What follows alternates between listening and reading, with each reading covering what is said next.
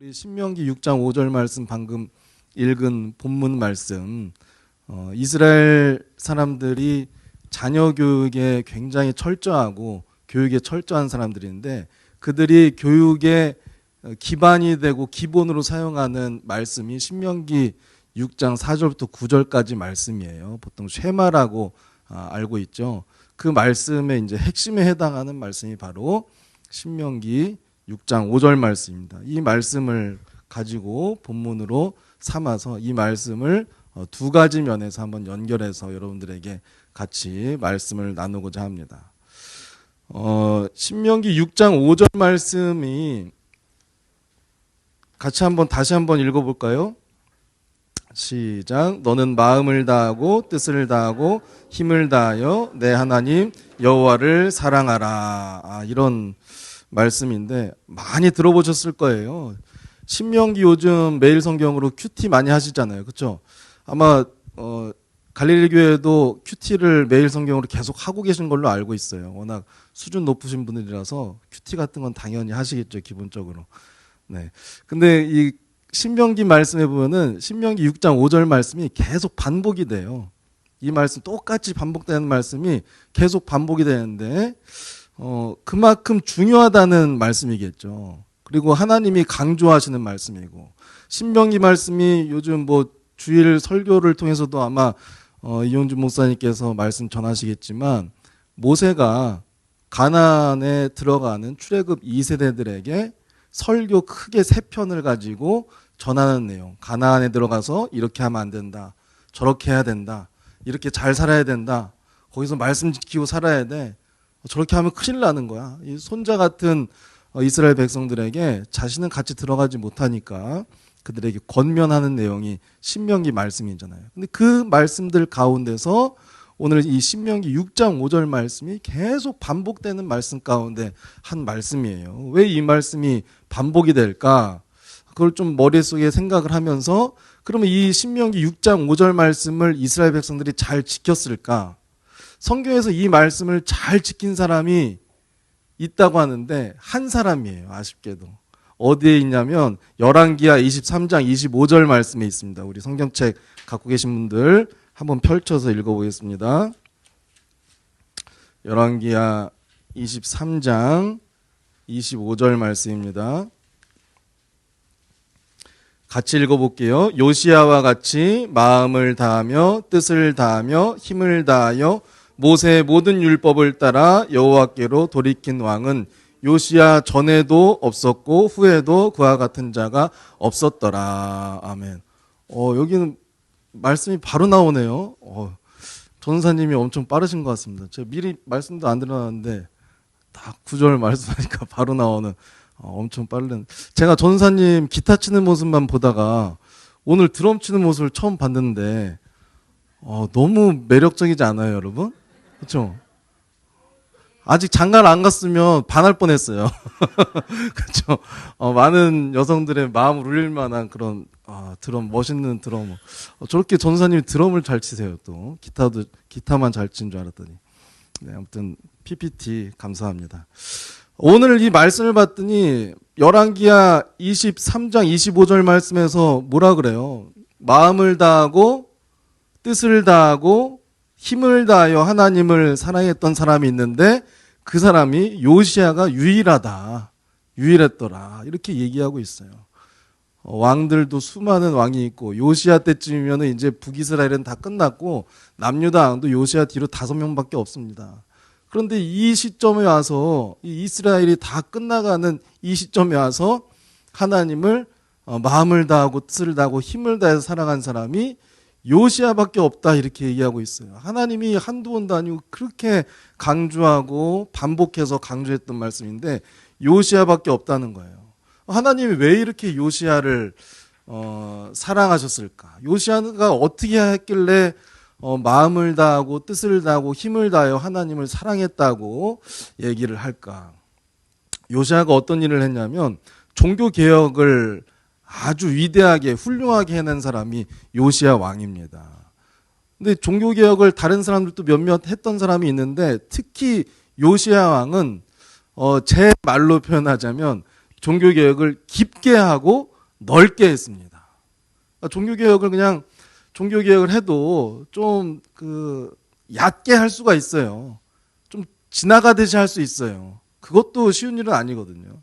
근데 요시야는 어떻게 했냐면, 깊게 했다는 건 뭔 얘기냐면, 종교개혁을 한 왕들 중에 산당을 다 갖다 헐어버린 사람은 딱 두 사람이 있어요. 아사 왕하고 요시야 왕하고 딱 두 사람이에요. 아사 왕은 남유다 왕의 거의 초기 왕이었기 때문에 사실은 어떻게 보면은 산당 허는 게 별로 큰 일이 아닐 수 있는데, 이 요시야 왕 때는 온갖 이 이스라엘 백성들의 추악함과 그리고 우상 숭배의 찌든, 그래서 전혀 하나님을 섬기는 모습이 없을 정도로 오히려 바알이 하나님이 돼 있는 그 땅에 산당을 다 헐어버리는 그런 종교개혁을 일으킨 거예요. 종교개혁의 거의 끝판왕을 보고, 산당을 허문 사람 보고 종교개혁을 끝까지 해낸 사람이라고 하는데, 두 사람 중에 한 사람이 요시야 왕인데, 요시야 왕이 특히 아사 왕보다 더한 게 있어요. 뭐냐면 요시야 왕은 남유다 왕이에요. 남유다라는 얘기는 우리 PPT 한번 19쪽 한 번만 펴주세요. 19쪽. 네.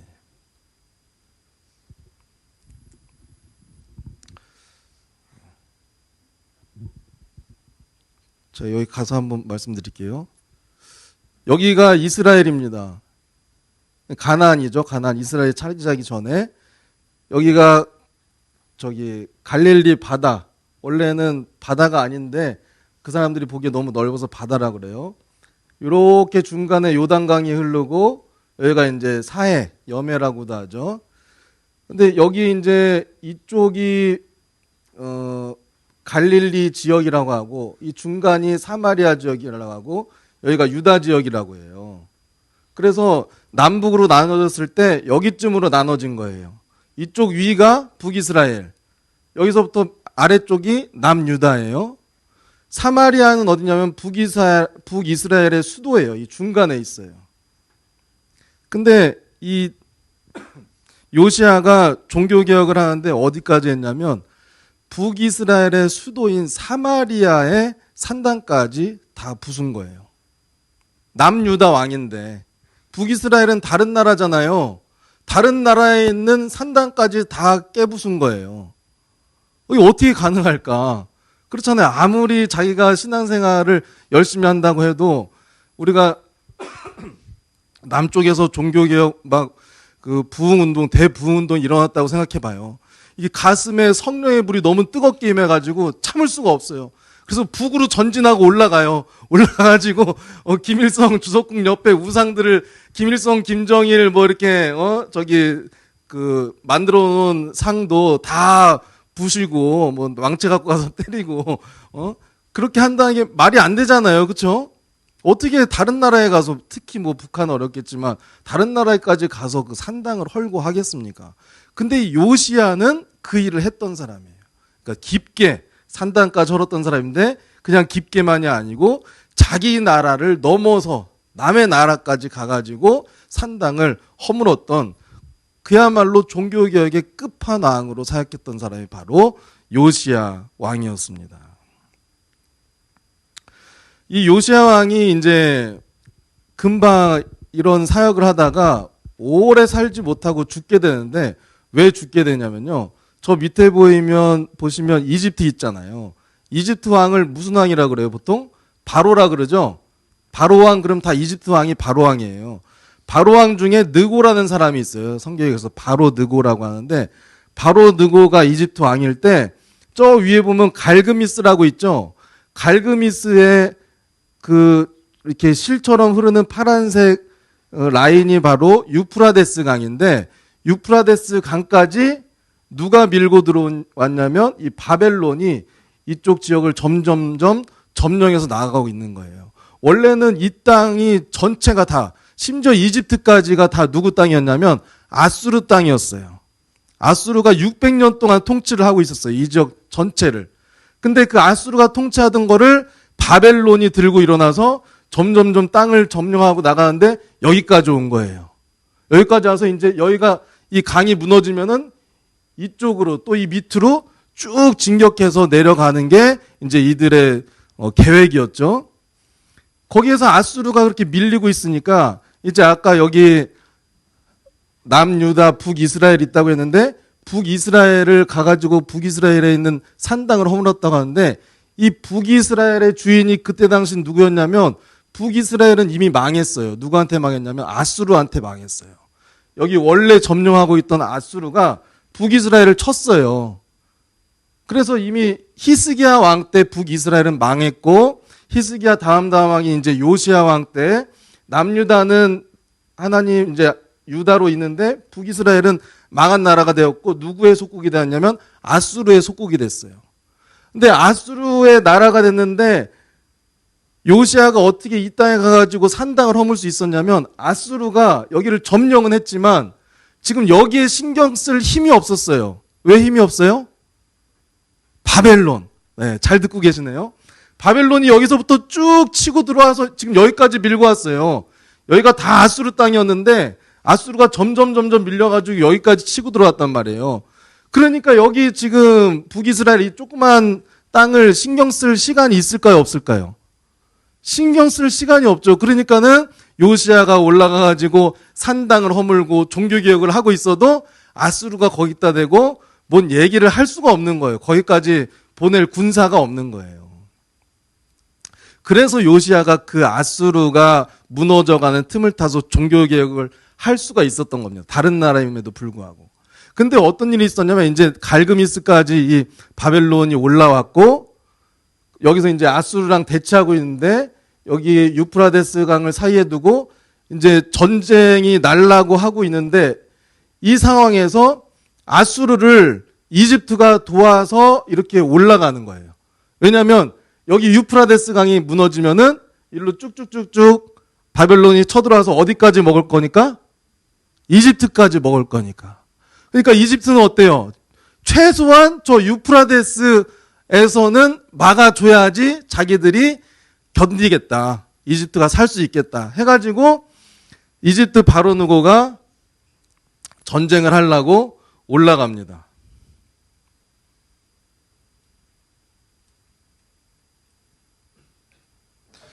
바벨론의 나부콜라살이 왔고 저기서 이제 대치하고 있는데 올라가는 중에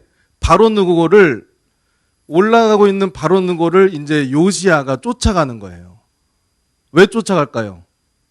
여기까지 얘기했으면 이제 상상을 해보면은 답이 나올 것 같은데 요시야가 바로 누고가 저기 위에 가서 바벨론이랑 싸우려는 거를 아수르를 도와주려는 거를 막아서는 거예요. 왜 막아설까요? 기니까 대답하기가 좀 애매하시죠. 왜냐하면 바로 누고가 올라가가지고 아수르가 바벨론한테 이기게 되면 어떻게 해요? 아수르가 다시 강해지겠죠. 강해지면 북이스라엘을 와가지고 접수하고 산당 허물었던 거 다시 살리고 밑에 이제 남유다까지 쳐들어가서 아수르가 남유다까지 먹어버릴 것 같으니까 어떻게 해야 돼요? 네, 이집트가 하는 일을 하면 안 되는 거예요. 차라리 바벨론이 이겨야 되는 거예요. 아수르가 없어져야 돼요. 왜냐하면 아수르는 진짜 오랫동안 600년 동안이나 이쪽을 통치하고 있었기 때문에 아수르 없어지는 게 소원이었어요. 어떻게 보면 요시야한테는 아수르가 주적이었어요. 아수르가 없어져야 하나님을 잘 섬길 수 있을 것 같았어요. 그래가지고 바로 누고를 막아섰는데 남유다 저 조그만 땅덩어리에 있는 왕이 이집트 저 큰 나라의 왕을 막아설 수가 있었을까요? 없었을까요? 원래부터 상대가 안 되는 게임이었어요. 근데 요시야는 믿음으로 나갔죠. 다윗도 어때요? 믿음으로 나갔더니 다윗이 조그만데 아마 저보다 작았을 것 같은데 골리앗은 어때요? 이 천장보다 키가 높잖아요. 그 골리앗을 아무도 못 상대하고 벌벌 떨고 있었는데 돌멩이 하나 던져가지고 이기잖아요. 그거를 이 요시야 왕도 알까요? 모를까요? 알죠. 다윗이 자기의 할아버지인데 말하자면 먼 할아버지, 그렇죠? 알잖아요. 자기도 그러면은 여기 뭐 아무리 이집트 왕이 세다고 하지만 내가 나가서 싸우면은 하나님이 맞게 해주시겠지. 하나님이 도와주시겠지. 믿음을 가지고 딱 나갔어요. 바로 누구한테. 나가가지고 싸워서 어떻게 됐어요? 죽었어요. 이게 참 이상한 거예요. 믿음을 가지고 나가서 싸우면은 이겨야 되는데 다윗처럼 이기는 경우가 참 드물어요. 나가서 믿음으로 싸우는데도 지는 경우가 상당히 많다는 거예요. 그런데 왜 여기서 요시야가 죽을 수밖에 없었느냐? 그 이유를 제가 찾아봤더니 이런 내용이 있어요. 여선지자 훌다가 요시야에 대해서 예언을 하는 장면이 있어요. 우리 역대하 34장 한번 보시겠습니다. 역대하 34장 28절입니다. 훌다가 이제 요시야 왕에게 전해주라고 하는 하나님의 말씀이에요.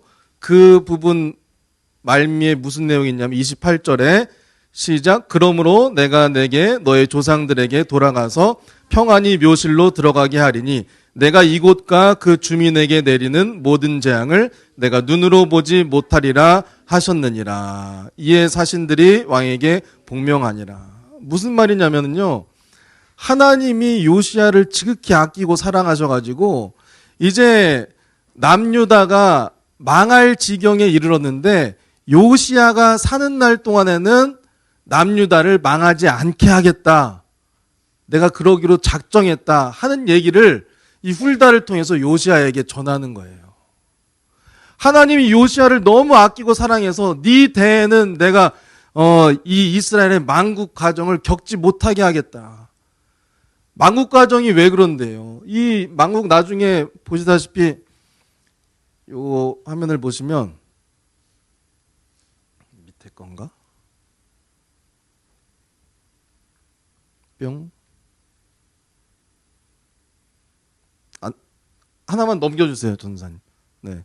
바로누가 아까 나부콜라산한테 지고 돌아왔어요. 돌아오는 중에 아까 요시야를 죽였으니까 여호아스가, 그 아들 여호아스가 왕이 돼 있었어요. 사람들이 왕이 죽었으니까 왕을 세워야 될 거 아니에요. 백성이 세웠어요.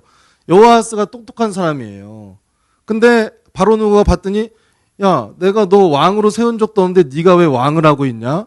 이미 왕을 쳤으니까 그 나라를 이집트 자기들이 접수했다고 생각하는 거예요. 너 안 되겠다, 나 따라와라 하고 이집트로 데리고 갔어요. 한번 눌러주세요. 그리고서 거기다가 여호야김을 세워놨어요. 여호야김은 또 어떻게 살아야 되냐, 또 넘겨주세요.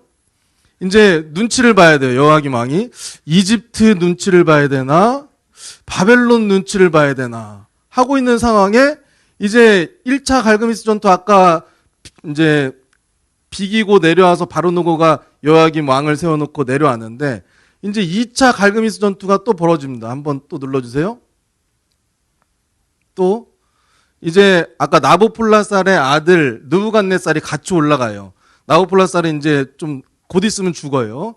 느부갓네살이 올라오고, 느부갓네살은 아주 전쟁 천재예요. 느부갓네살이 나가가지고 지는 일이 거의 없어요. 이때 또 바로누고가 또 올라왔죠. 올라갑니다. 또 싸웠어요. 아까는 비겼는데 이번에는 바로누고가 졌어요. 도망오는 거예요. 도망오니까 느부갓네살이 따라가죠. 따라가서 보니까 또 눌러주세요. 거기서 이제 여기서 유다 쪽을 어떻게 좀 정리를 잘 해놓고 잘 다스리고 바벨론으로 돌아가야 되는데, 아버지가 아까 위에서 전쟁 중에 나부콜라살이 사실은 왔다가 갔어요. 몸이 안 좋아져서. 근데 바벨론에 간 나부콜라살 자기 아버지가 죽었다는 얘기를 들었어요. 그래서 빨리 급하게 가야 되겠다. 여기서 좀 인재들만 내가 일단 뽑아가야 되겠다 하고, 인재들 뽑아간 사람이 누구누구였냐면 다니엘과 세 친구를 포함해서 많은 인재들을 다 잡아다가 데리고 갔어요. 바벨론으로. 성경에서 나오면 여러분 어때요? 뭐 유다에서, 예루살렘에서, 뭐 갈릴리에서 이런 얘기 들으면 그냥 지도 보신 분들이 간혹 있을 수 있지만, 이 성경책 뒤쪽만 봐도 지도가 있긴 있지만, 아, 그냥 그런 데가 있나 보다 하고 지나가시잖아요. 근데 성경책을 지도 펼쳐놓고 보면요, 이렇게 입체적으로 보이는 거예요.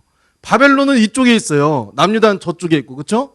왔다 갔다 사역이 되는 거예요. 다니엘은 이제 이쪽 가서 여기서부터 다니엘 얘기가 나오는 거예요. 바벨론으로 포로로 끌려가가지고 가서 4시가 됐죠. 소년 때 가가지고 왕 옆에 있으려니까.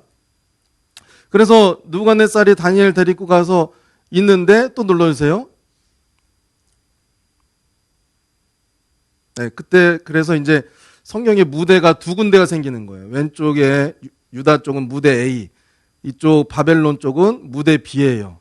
그래서 성경책에서 양쪽을 왔다 갔다 하면서 얘기하게 돼요. 전에는 여기 뭐 남유다 북이스라엘 이런 얘기를 했다면 이제 북이스라엘 개념은 없어졌기 때문에 이 유다 쪽 얘기냐 예루살렘 쪽 얘기냐 아니면 바벨론 쪽 얘기냐 그런 얘기로 왔다 갔다 하게 되는데 그때 왕이 여호야김이었잖아요. 여호야김이 이제 느부갓네살이 단도를 시켜놓고 갔으니까 바로 느고가 자기를 왕으로 세우긴 했지만 느부갓네살한테 조공을 안 바치고 열심히 안 하면은 느부갓네살이 진짜 성격이 안 좋던데 다음엔 죽게 생겼구나. 그런 위기감을 가지고 이쪽 눈치 봤다 저쪽 눈치 봤다 또 눌러주세요. 자꾸 여기저기 눈치를 보는 왕. 그러니까 이런 애매한 과정을 누가 겪을 뻔했어요. 요시야 성격에 이거를 겪을 리가 없죠. 그냥 어디다가 딱 받고 싸우고 죽었어야 그 성격에. 그렇죠? 전사가 너무나도 당연한 거였어요. 사실은 하나님을 사랑했던 요시야가 끝까지 멋있잖아요. 여러분 죽는 게 다 나쁜 게 아니에요. 어떻게 죽느냐가 중요한 거지. 죽어도 이 여호야김처럼 왔다 갔다 눈치 보다가 수명 다해서 죽는 게 낫겠습니까? 아니면 제가 다윗처럼 한번 나가서 싸우겠습니다 하고 열심히 싸웠는데 화살 맞아서 죽는 게 낫겠습니까? 뒤에가 낫겠죠? 아, 그렇게 죽어야 하나님 앞에 가서 뭐 할 얘기가 있을 거 아니에요. 하나님, 제가 비록 하나님이 80년 살라고 했지만 80년 다 채우지 못했는데 지금 이제 30대 중반인데 주를 위해서 싸우다가 이렇게 힘들게 하고 왔네요. 좀 할 말이 있잖아요. 하나님. 아, 그래. 잘했다 하면서 왠지 칭찬 드릴 것 같은. 얼마나 멋있습니까? 하나님이 요시야 인생에 그런 복을 주신 거예요. 그러니까 요시야의 종교개혁도 참 복받은 일이었고. 그렇잖아요. 여러분, 내가 어떤 하나님의 일을 하는 데 있어서 그 일을 하나님은 그냥 하나님의 손으로 직접 하시지 않고 누군가를 사용해서 일을 하신단 말이에요.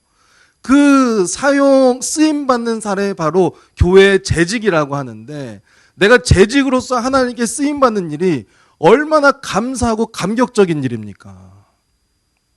별로 실감나지 않으십니까?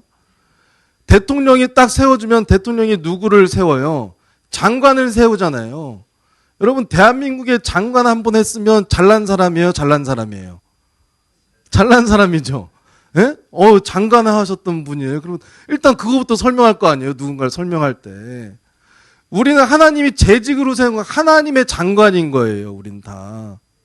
하나님의 장관으로 부르셔서 그럼 넌 내 오른팔이다. 넌 왼팔이다. 하나님은 할 일이 많으니까 오른팔도 많아요. 너만 오른팔이냐 내가 진짜 오른팔이다 하실 필요 없이 다 같이 오른팔이라는 생각으로 하나님의 일을 감당하잖아요.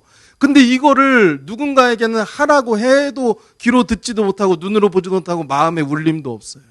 근데 내가 재직이 된 것은 하나님의 부르심에 따라서 내 마음이 움직여지고 하나님의 말씀이 맞는 것 같고 이 일을 꼭 해야 될 것 같은 마음이 막 불일 듯 일어나고 목사님이 하신 말씀에 목사님이 어떤 사역을 하라고 그랬는데 그 앞에서는 대답을 못했는데 집에서 잠을 자다 보니까 잠도 안 오고 밤새도록 고민하게 되고 아 이거 왜 이러냐 내가 머리만 담은 잠이 잘 왔었는데 오늘따라 이상하다 내일도 그러고 모레도 그러고 그런데도 참고 있는 사람은 이상한 사람이죠. 그렇죠? 빨리 목사님한테 가서 목사님 오케이입니다. 오늘부터 잠 좀 자게 해주세요. 오케이입니다. 하고 가야지 하나님 뜻을 사는 거잖아요. 그런 부르심이 있을 때 이게 행복한 것입니다. 여러분.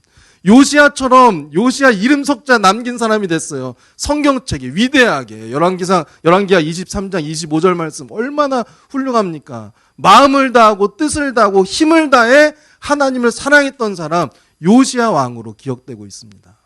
마음을 다하는 게 무슨 뜻입니까? 내 마음, 내 느낌, 내 욕구, 내 피로 모든 것을 다해서 하나님을 사랑한다는 거예요.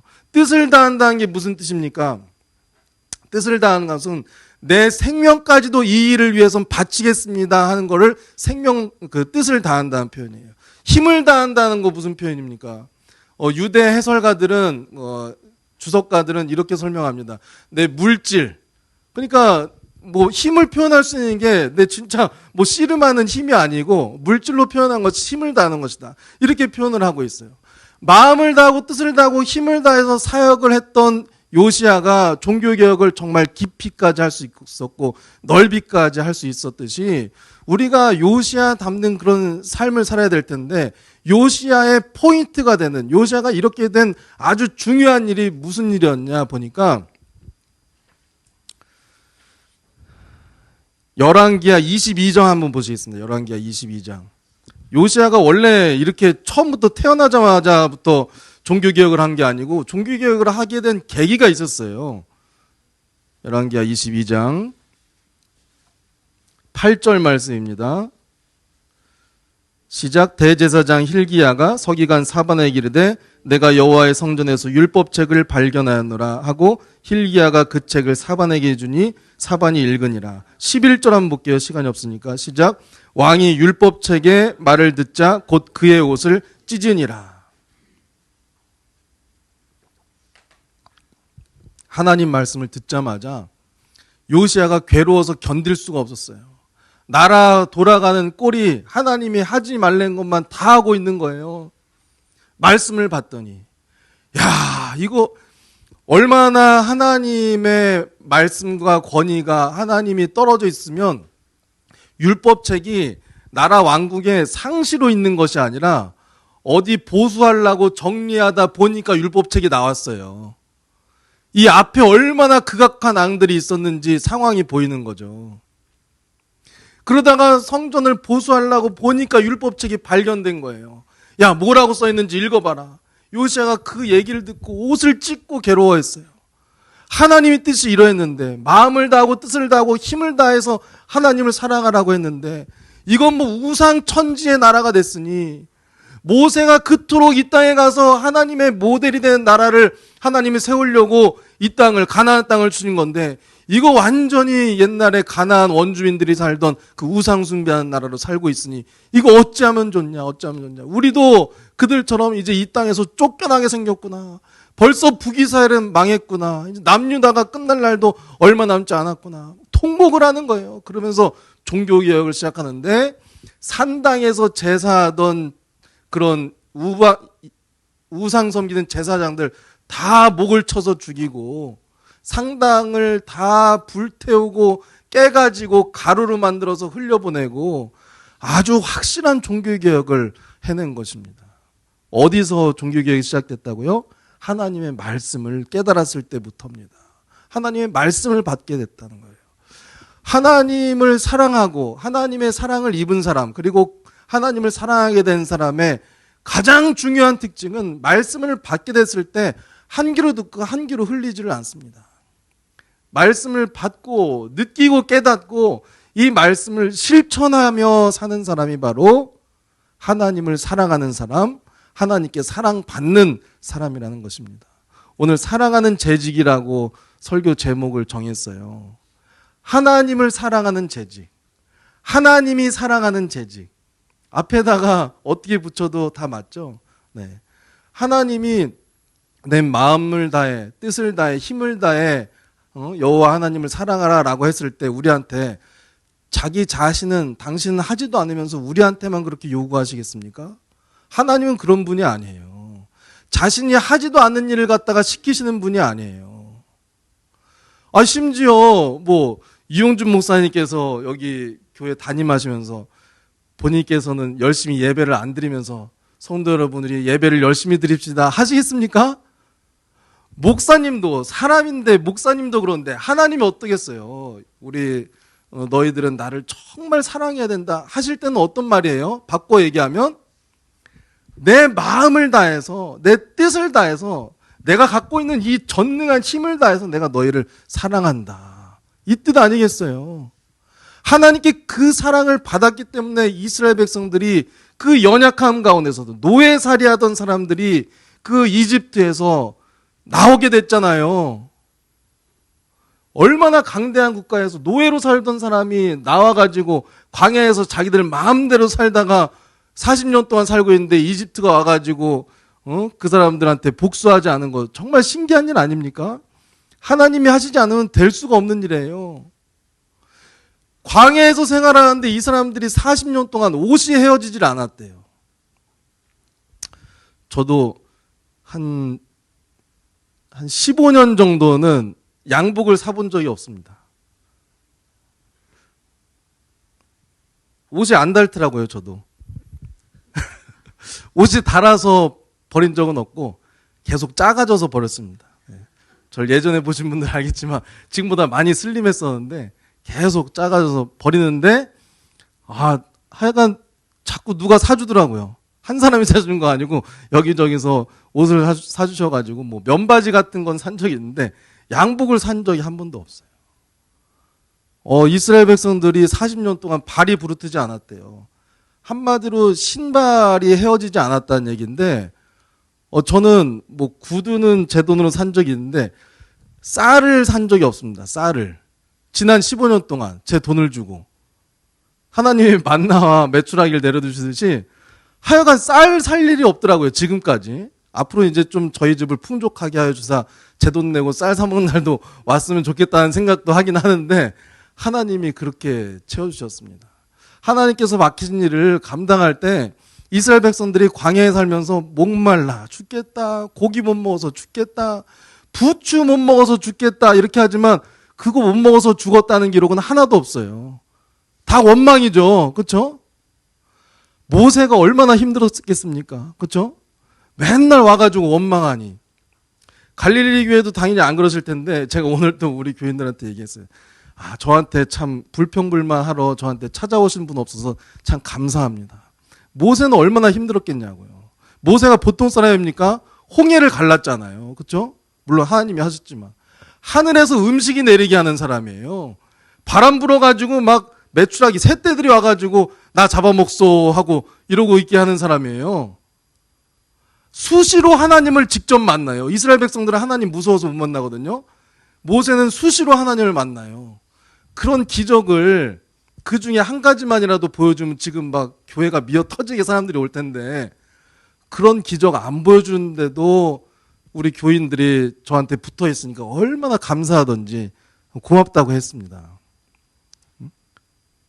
이용준 목사님도 웃으시는 거 보니까 홍해는 아직 못 갈르신 것 같은데 여러분들 그렇게 같이 목사님하고 사역하시는 거 감사하고 고맙고 기쁜 일이죠. 목사님이 늘 저한테 하시는 말씀이 그렇습니다.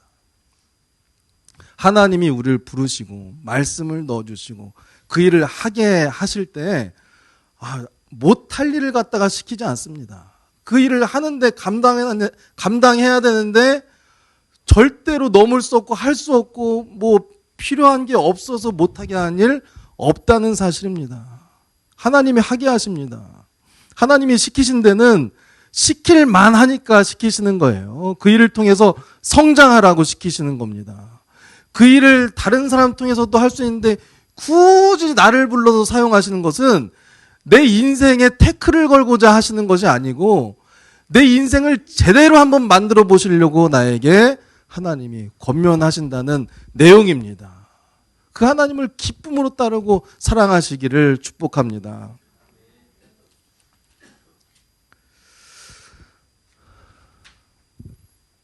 몇 시까지입니까, 목사님? 더 해도 됩니까?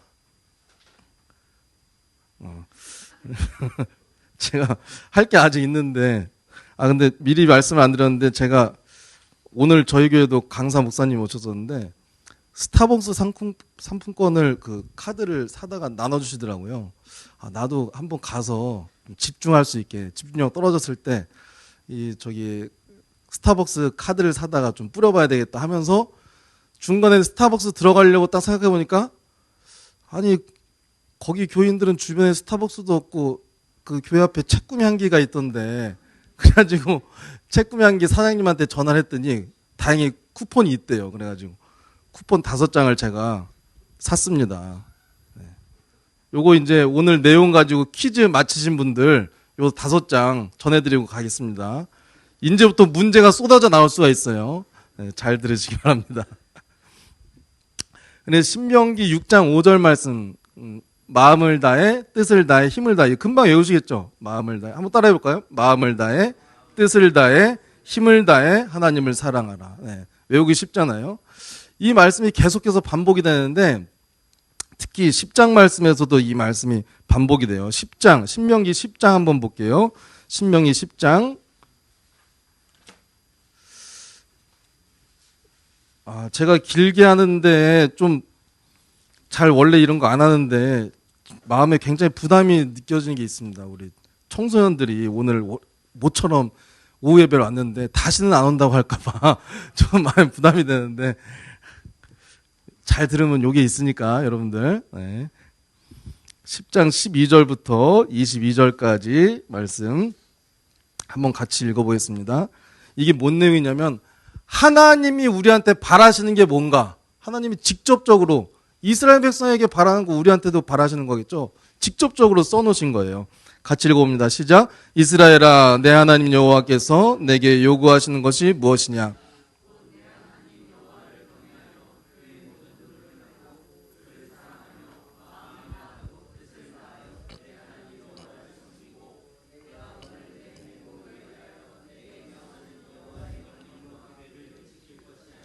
하늘과 모든 하늘의 하늘과 땅과 그 위의 만물은 본래 내 하나님 여호와께 속한 것이로되 여호와께서 오직 내 조상들을 기뻐하시고 그들을 사랑하사 그들의 후손인 너희를 만민 중에서 택하셨으며 오늘과 같으니라.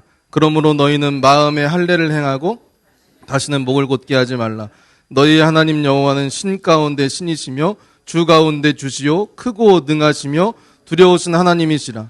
사람을 외모로 보지 아니하시며 뇌물을 받지 아니하시고 고아와 과부를 위하여 정의를 행하시며 나그네를 사랑하여 그에게 떡과 옷을 주시나니 너희는 나그네를 사랑하라. 전에 너희도 애굽 땅에서 나그네 되었으며 내 하나님 여호와를 경외하여 그를 섬기며 그에게 의지하고 그의 이름으로 맹세하라. 그는 내 찬송이시요 내 하나님이시라. 내 눈으로 본 이같이 크고 두려운 일을 너를 위하여 행하셨느니라. 애굽에 내려간 내 조상들이 겨우 70인이었으나 이제는 내 하나님 여호와께서 너를 하늘의 별같이 많게 하셨느니라. 아멘. 신명기 6장 5절의 확장판이라고 할 수 있어요.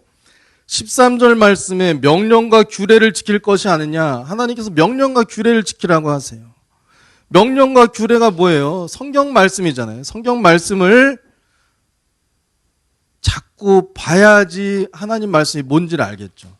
요시야가 어땠다고요? 하나님 말씀을 본 이후에 사람이 바뀌었어요. 어마어마한 종교개혁이 일어났다는 것입니다.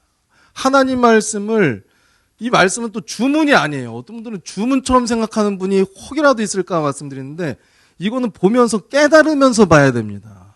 하나님이 나에게 무슨 말씀을 하시나 막 머리를 아주 그냥 열심히 굴려가면서 마음도 활짝 열고 기도하는 마음으로 하나님 말씀을 봐야 돼요. 누워서 보든 앉아서 보든 서서 보든 상관없는데 눈을 감고 보면 안 됩니다. 마음을 닫고 보면 안 돼요. 마음을 열고 봐야 돼요. 하나님이 나한테 뭐라고 하시나, 옆에 있는 뭐 공집사님한테 뭐라고 하시나, 아니면 뭐 서집사님한테 뭐라고 하시나, 이게 아니고 나한테 뭐라고 하시나, 이 말씀으로 받아들이면서 흡수하면서 봐야 된다는 거예요. 그러니까 성경 읽어진의 세미나를 하면 가야 되겠습니까? 안 가야 되겠습니까? 가야 되겠습니까? 가야 되겠습니까? 네. 이렇게 대답은 해놓으시고 또 몇 분 안 나오시면 좀, 네. 가야 되겠죠? 네. 시간을 굳이 내서 가야 되는 게 하나님 말씀을 이해하고 봐야 되거든요. 저희 교회는 그래서 요새 또 주변에 가까운 목사님하고, 매일 성경으로 큐티를 하니까 어떻게 하냐면 그 매일 성경 본문 들어가는 성경 말씀 전체를 한번 개요를 서로 해주는 게 좋겠다. 그래서 저도 그 교회 2번 가기로 하고 그 목사님도 우리 교회 2번 1년 중에 오기로 해가지고 오늘 그 목사님이 마가복음 개요를 해주고 가셨어요. 그러면 작년에는 욥기를 그렇게 해주셨거든요. 욥기가 되게 어렵다고 느껴진 책인데 개요를 한번 싹 듣고 나니까 욥기가 읽어볼 만한 책이구나. 너무 욥기를 묵상하는 동안에 은혜를 많이 받았는데 이번에 또 마가복음 얘기를 듣고서 벌써 2월 3월 묵상할 말씀이 기대가 되는 거예요. 하나님 말씀을 들을 때 그냥 혼자서 성경책을 쭉 읽었을 때도 은혜가 되고 내게 임하는 말씀이 많고 하면 참 좋은데 그렇지 않을 때가 많잖아요. 읽다가 치실 때가 많잖아요. 근데 성경 말씀이 왜 이런 말씀이 여기 있고, 아까처럼 지도랑 같이 보면서 보니까 어때요? 요시야가 왜 거기 가서 전사를 했고, 전사한 의미가 뭐고, 그때 정세가 어땠으니까 요시야가 바로왕을 막았구나 하는 생각들을 알고 보면은 성경이 이렇게 입체적으로 보여지게 되는데, 그걸 모르고 볼 땐 어때요? 요시야라는 사람이 있었고, 바로 느고라는 사람도 있었고, 무깃도라는 땅도 있었고, 유프라데스 강도 있었는데 하여간 다 글자구나, 이렇게 보게 됩니다. 근데 지도 하나만 펼쳐놓고 봐도 어때요? 아, 여기 있다가 그 중간에 거쳐서 일로 올라가서 그런 일이 있었다고 하게 되잖아요. 그래서 성경은 이해하면서 읽는 게 너무 중요하다는 말씀입니다. 하나님을 그렇게 잘 받아들여야 된다. 그 다음에 16절에 보니까 그러므로 너희는 마음의 할례를 행하고, 마음의 할례를 행한다는 말이 쉽게 얘기하면 겸손하라는 얘기인데, 하나님 말씀 앞에 겸손하라는 거예요. 우리 생각이 아무리 커봤자 하나님의 생각보다 클 수가 없잖아요. 그렇죠? 이번 수련회 때 주제가가 되는 그 찬양이 참 마음에 와닿는 찬양이던데, 내 생각이 하나님 생각보다 옳을 수가 없잖아요. 여러분들, 우리가 어떤 때 불평을 하죠? 내가 열심히 학생이면 어떤 좋은 대학교를 가기 위해서 플랜을 짜가지고 열심히 공부를 하는데, 갑자기 내가 고등학교 2학년 때 교육과정이 바뀌었다는 거예요. 수능이 다 달라졌대요. 대학교 가는 방법이 다 달라졌대요. 그럼 짜증이 나요, 안 나요? 하나님한테 원망할 수 있죠. 하나님, 제가 많이 도와달라는 것도 아니고 방해만 하지 말아달라는데 왜 이렇게 제 앞길을 막으십니까? 여러분, 근데 어때요? 입시 과정이 바꿔지면은 저만 바꿔집니까? 다 바꿔집니까? 다 같이 바꿔지는 거잖아요. 사람이요, 생각이 짧기 때문에, 머리가 작기 때문에 모든 변수에 대해서 예상할 수가 없습니다, 사람이. 입시 과정이 바뀔지조차 예상이 안 되는 게 사람의 연약함이에요. 그날 내 컨디션이 좋을지 나쁠지도 모르는 게 인간의 연약함이에요. 내가 학교를 가다가 차 사고를 당할지, 아니면 좋아하는 여자친구가 생겨가지고 공부를 접을지, 이 변화들을 다 예상할 수 없는 게 우리 인간의 연약함이란 말입니다. 근데 그런 변수들이 생기면은 하나님 왜 이러시는 거예요, 도대체? 제가 열심히 하려고 그랬잖아요. 좀 건들지 좀 마세요. 이런 게 우리 인간이란 말입니다. 그런 마음을 버리고, 내 생각이 내가 다 예상할 수 있는 것이 아니다. 하나님이 크시고 전부 아시는 하나님이기 때문에 너에게 이런 일을 맡기고 너를 이끌어 가신다. 마음의 할례를 행하라는 거예요. 할례가 뭡니까? 요새 할례 그러면은 학생들이 다 포경수술 정도로 알고 있어요. 근데 그 의미가 있잖아요. 물론 그 하는 의식 절차는 비슷하지만 그 의미가 어때요? 표피를 자르는 거지만 남자의 성기 전체를 잘라낸다는 것의 의식으로 표피만 자르는 거예요. 남자의 성기 전체를 자르면 어떻게 됩니까? 나도 죽고 내 후손도 없는 거예요.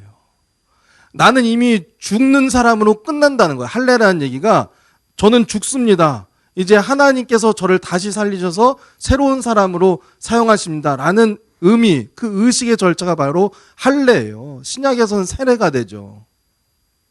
마음의 할례를 행하라는 게 뭐예요? 내 마음은 그냥 죽이라는 거예요. 왜 마음을 죽여야 돼요? 하나님 생각이 옳으니까.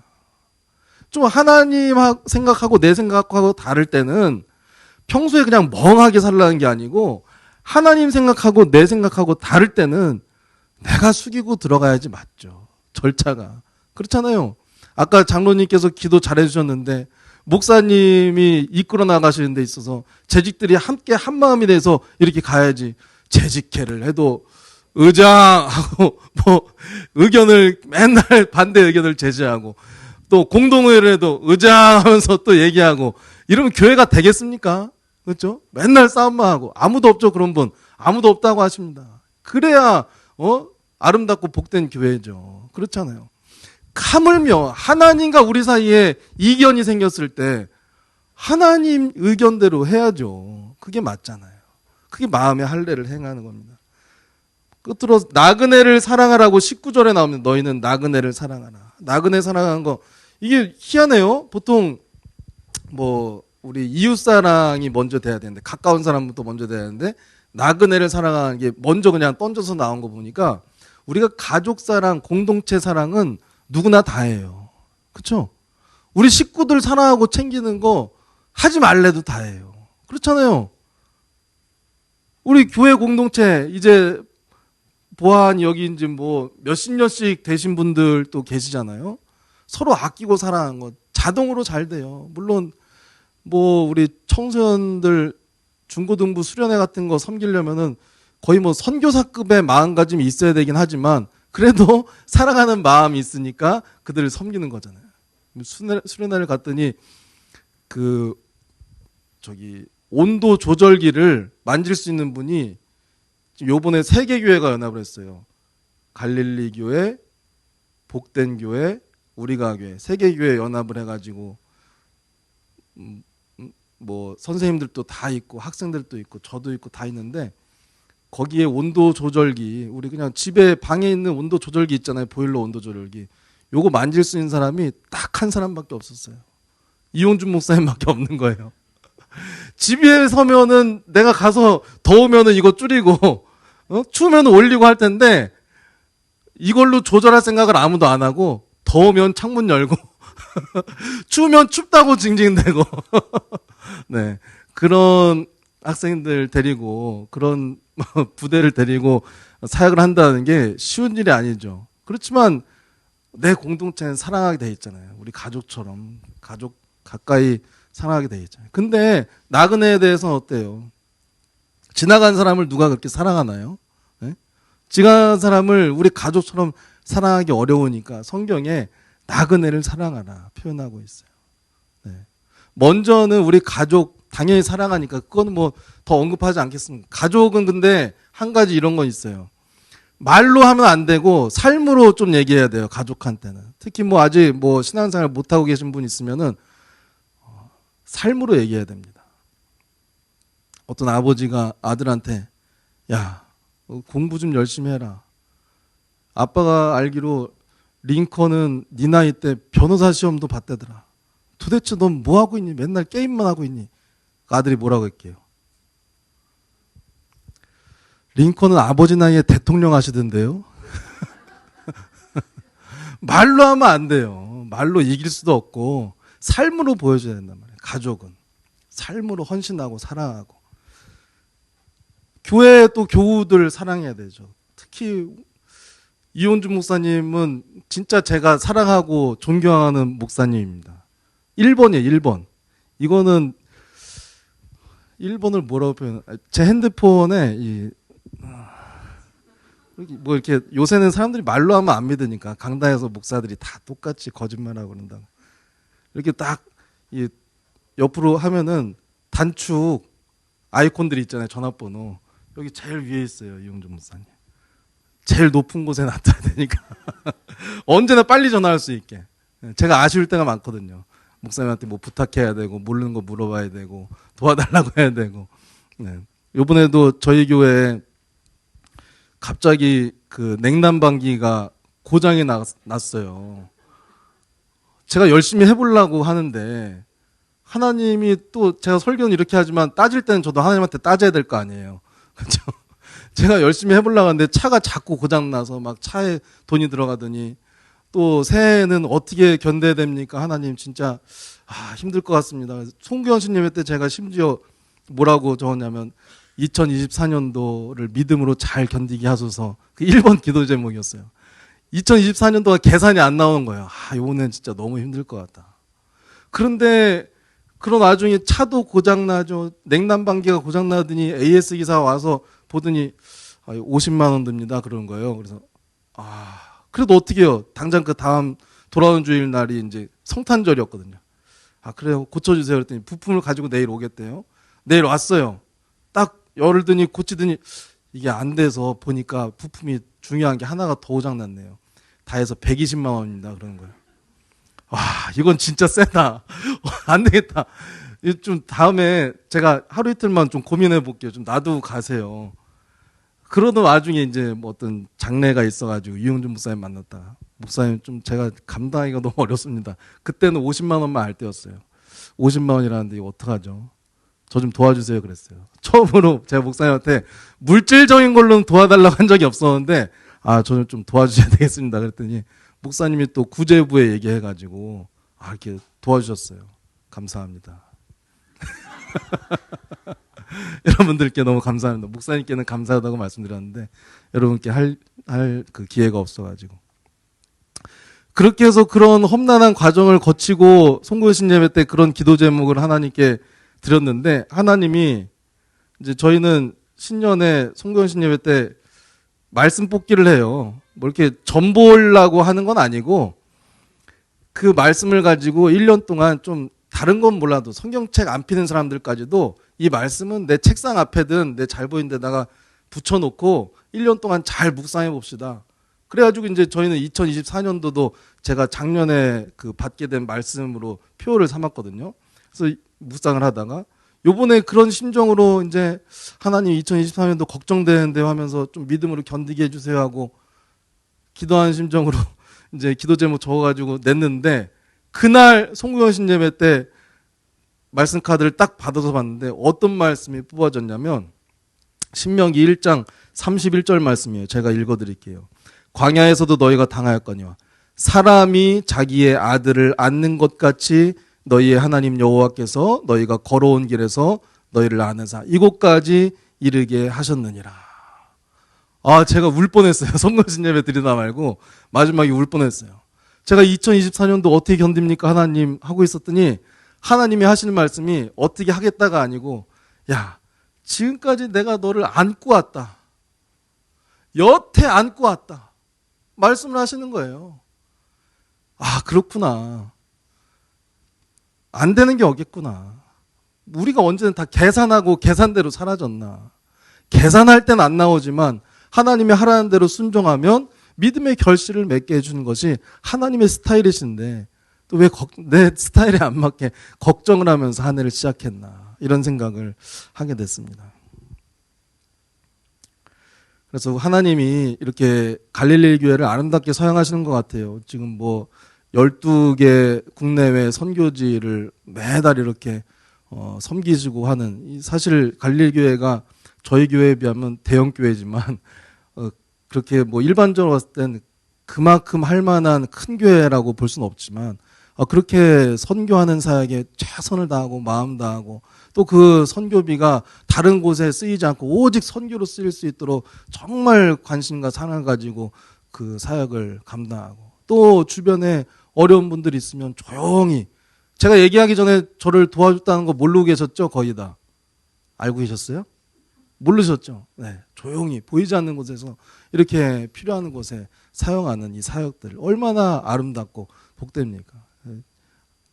훌륭한 목사님과 또 재직들이 계셔서 이 일이 가능한 것 같습니다.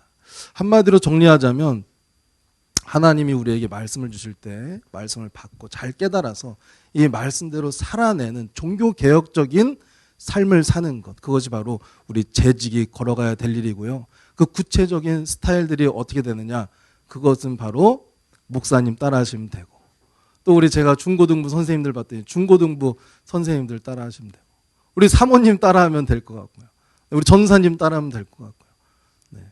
아마 다 서로 존경할 수 있도록 잘하고 계실 겁니다. 제가 요번에 가까운 기일에 이분들 봐서 그렇지 아마 여기 오신 분들 다 동일하게 그렇게 열심히 사역하고 계실 겁니다. 밤 늦은 시간에 금요일 날 밤에 퇴근하고 또 거기 강원도 둔내까지 와가지고 아이들 섬기고 사랑하는 모습들 얼마나 아름답고 훌륭합니까? 저희 교회에서는 하나도 안 왔는데 갈릴리 교회는 많이도 오시더라고요. 네. 하나님께서 다 기억하시고 그 일을 통해서 또 더 아름답고 복되게 순종할 수 있는 일들은 마련해 가실 줄 믿습니다.